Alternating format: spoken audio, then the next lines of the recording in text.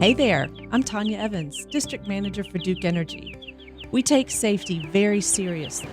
In fact, it's our company's highest priority, not only for our employees, but also for the communities we serve. That's why, through our foundation, we've partnered with Granville County Emergency Management to produce this animation. Hey, Doug. Hey, Tanya. Great to see you. Thank you so much for helping us get the word out about fire prevention and disaster preparedness.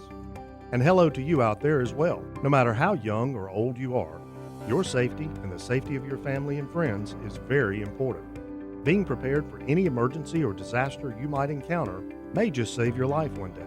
Over the next several minutes or so, sit back, relax, and have fun watching this informative animation. We really hope you'll enjoy the show and learn a little something while you watch. But pay close attention, there might just be a test.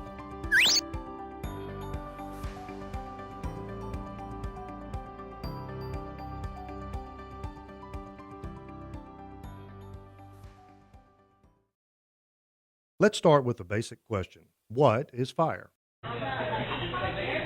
It's the kind of question that everyone thinks they know the answer. But think about it. Do you really know? Fire is the rapid oxidation of a fuel-bearing substance that produces heat and light. Now, obviously, it's a little bit more complicated than that. Fire can be broken down into three basic elements, without which you can't have fire. Anyone know what those three elements are? Okay, maybe it's better if I draw. Let's call this the fire triangle. In the corners are oxygen, fuel, and heat. These elements, in the proper proportions, will generate the chemical reaction we all know as fire. This gets us to our next question. How do we put out a fire? Water! That's true for some fires, but not all. In fact, using water on certain types of fires can actually make things worse. So to properly answer this question, we must first define the different types of fires. We can break those down into Class A through D. Class A is the most common type of fire. It uses normal combustibles as fuel, such as wood or paper. Class B is fueled by combustible liquids, such as gasoline, oil, or even grease. Class C is an electrical fire. Class D is the least common. It's a metal fire, such as magnesium. Because each of these is powered by a different type of fuel, it requires a different way to be extinguished. For instance, if I pour water on a Class A fire, I remove the heat from the equation, and the fire will eventually go out because of the nature of the fuel causing it to burn. But if I pour water on a Class B fire that's being fueled by grease, what happens? Oil and water don't mix. Exactly. The water will actually cause the grease to spread, which in turn will cause the fire to spread. Not a good idea. And why would it be a bad idea to pour water on an electrical fire? You could be electrocuted. Ouch! A Class D fire burns so hot that a special chemical is required to extinguish it. So what do we do? Glad you asked. The best way is to have a fire extinguisher on hand at all times. Just make sure you have the right type of extinguisher for the right type of fire. The most common type of fire extinguisher is designed to put out Class A, B, and C fires. It's called a dry chemical extinguisher. Spraying this on a fire will smother the fire, taking away its oxygen, causing the fire to go out. So what about a Class D fire? Well, those fires are fairly rare, mostly occurring in workshops or factories. These places should have a Class D fire extinguisher on hand. So how many of you have ever used one of these? Good job. For those of you who haven't used a fire extinguisher before, I want you to remember these four letters. PASS stands for pull, aim, squeeze, and sweep. Pull means pull the pin. The strap on the pin will break away easily. But before you pull, check the gauge to make sure the arrow is in the green.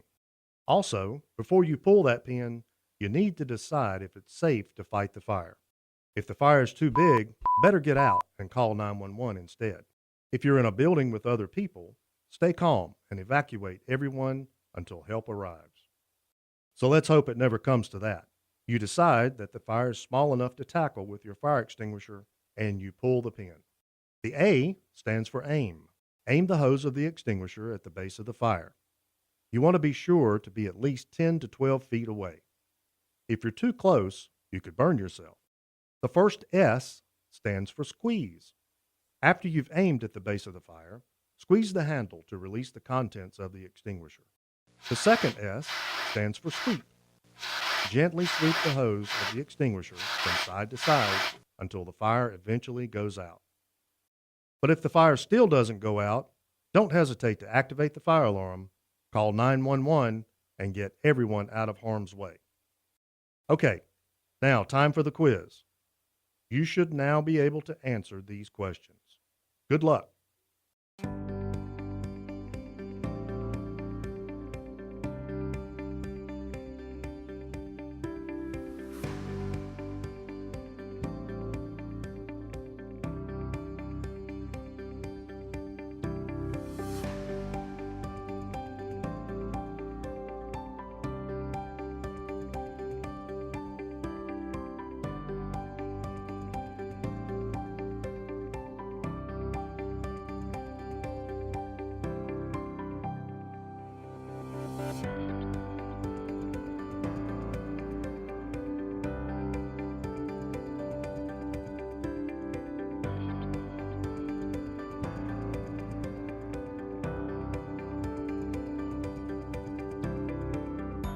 Congratulations!